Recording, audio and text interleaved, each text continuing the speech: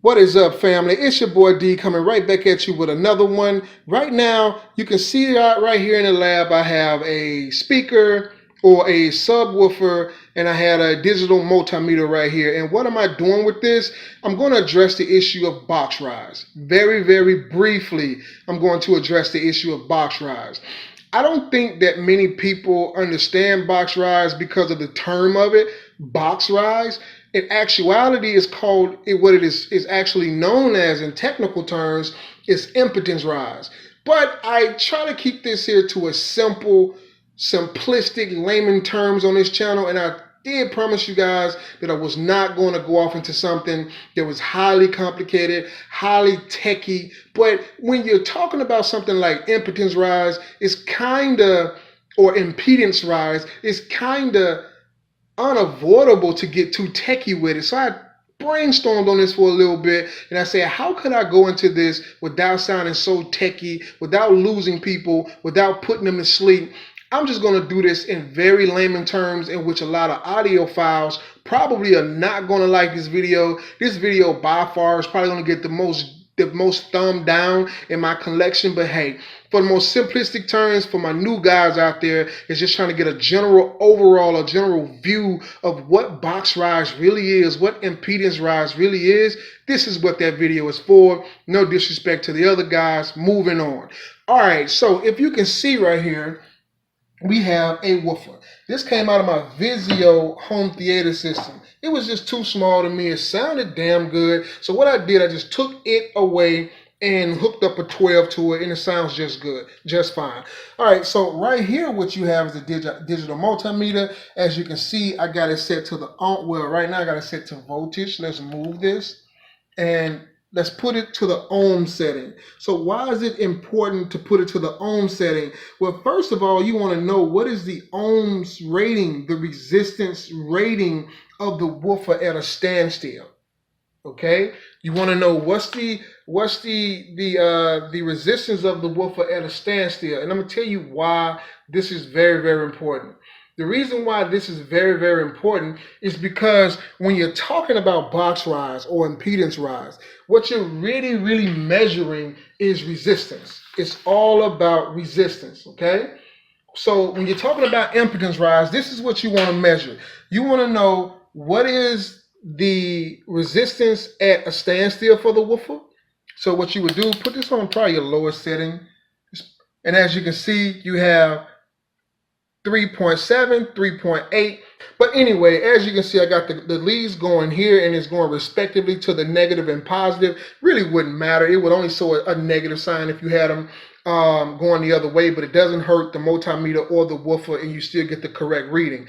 All right, so as you can see, the ohms reading, or the resistance of this in ohms, is 3.8, which makes this essentially a 4-ohm woofer. How do I know that this is correct? Because if you flip it on the back, what you will see is a resistance rating of 4 ohm and made in Malaysia. All right, so let's move on.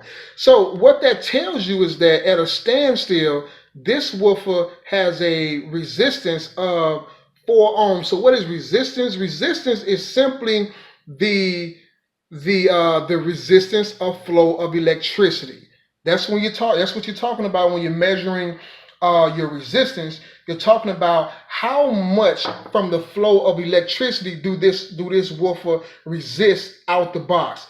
4 ohms is what it resists out the box, and this is a single voice core woofer, so you cannot change that. If it was dual, you can either double. If it was a dual voice core woofer, you could either double that ohm rating or you can cut it in half. But that's for another video. All right, so moving on. What does that tell you? What that tells you is that out the box, this has a impedance rating or a resistance rating of 4 ohms. And I need to not say impedance rating, because impedance and resistance are different. They're for different circuitries. The DC circuitry or electronic configuration. DC means direct current. That's usually what you get with any type of battery system.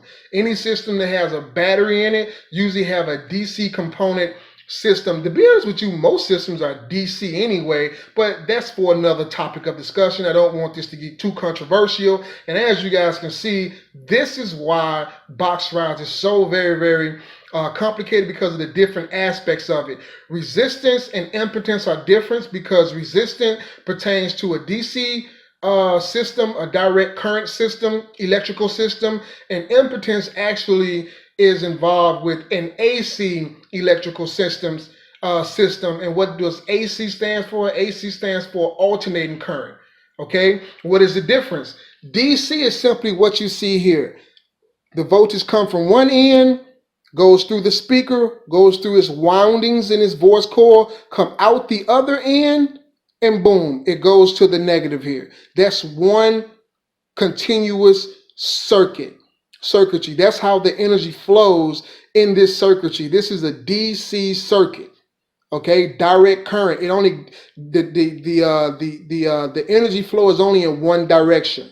Now, in an alternating current, in an AC current or circuitry. I can't say that word for anything. But anyway, so in AC systems, what happens is you have alternating current. And so what this alternating current does, it does exactly what you said. The direction, the flow of the energy actually goes in one direction and then it reverses in another direction. You understand? It goes in one direction and it reverses in another direction. Now on a test bench, if you were doing a AC voltage, you probably will see a wave, right? And usually there'll be equal dips and rises, okay? It kind of look like, I don't know, like a coil, I guess, turned on its side. You'll see equal dips and rises in that wave, because it'll be going in one direction, which it would dip this way, and then it will start to come back up that way in another direction. That is an AC current, all right? So moving on. Why are those two things very, very important? The reason why those two things are very, very important, and as you can see right now, this thing is going crazy. And that's because my voice is getting louder and louder. It's kind of like shows you another, okay, so what is box rise in general? In short, get to it. What is box rise? Box rise basically is this. As the cone of this woofer moves up and down, do you see what the resistance of this woofer is doing? It is changing, okay? It is changing. So this needs to be noted, that this is changing. I'll show you guys something else. What's even more important, if I was to put this on the voltage rating, right? Let's put this on the voltage rating. I forgot how many volts this thing outputs. I think it throws on testing, it outputs a certain amount of voltage to it. But check this out. Even when you move the cone on the test bench, look at this, upwards of 6 volts. You see that? You see what I'm saying? That's why this is very, very important. Let me put it on 20. Look at that, upwards of almost 7 volts at one point. Like if this thing is just moving, it will go crazy. Now, I don't know if I'm reading this correctly or not, but the overall purpose of this is to show you that this speaker, as it moves without generating any tones or anything, just at a standstill with you moving it up and down, it generates, not only does it generate its own voltage, but it actually fluctuate with it changes the resistance rating as well. So why is that very important with box rise? Okay, let's just say, for instance, if you have a certain amount of current going into your speaker, okay, certain amount of voltage at a certain frequency, right? Frequencies changes with resistance, right? Now, the thing is, your amplifier is putting out a certain amount of voltage, and your speaker, as it moves, it is putting out a certain amount of voltage. And if anyone knows the ohms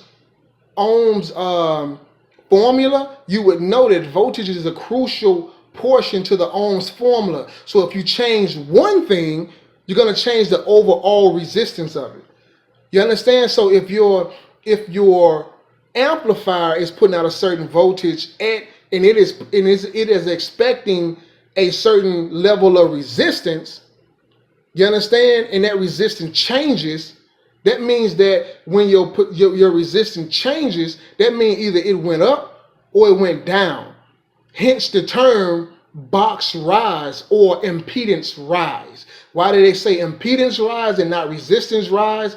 Because the flow coming out of your amplifier to your woofer is actually an AC circuit.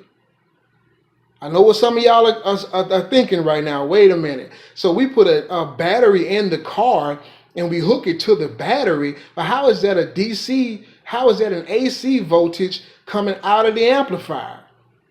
But what you have to understand is that the AC voltage is the DC voltage is being transferred into AC voltage.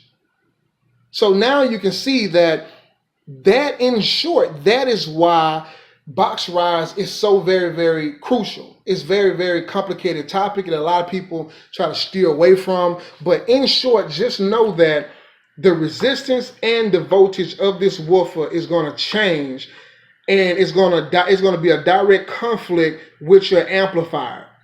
You understand? And that's going to change the impedance or the resistance, the level of resistance or the ohm rating of your entire system. You understand what I'm saying? So that's why they call it box rise or impedance rise. So the major question, the major takeaway from this is this, or the main question you should ask yourself: does this affect you as a bass head, as someone who loves like music? Does this affect you? As an everyday user, no. If you're just bumping music every day, your daily driving music, this doesn't affect you at all. It's only affect the SPL guys that's burping. Now, if you had a burp competition at a certain, you already know you're going to be at a certain voltage, a certain amount of power, at a certain ohms rating, at a certain frequency. Once you got all those three things in mind, it's very, very easy to track box rise and get it to a point where it's more minimalized, where you can get a higher output. But with everyday music, with any track that you play that's going to have fluctuating frequencies, your box rise is going to be all over the place. There's really no point of you even being concerned with it, because it's not going to make a difference one way or the other.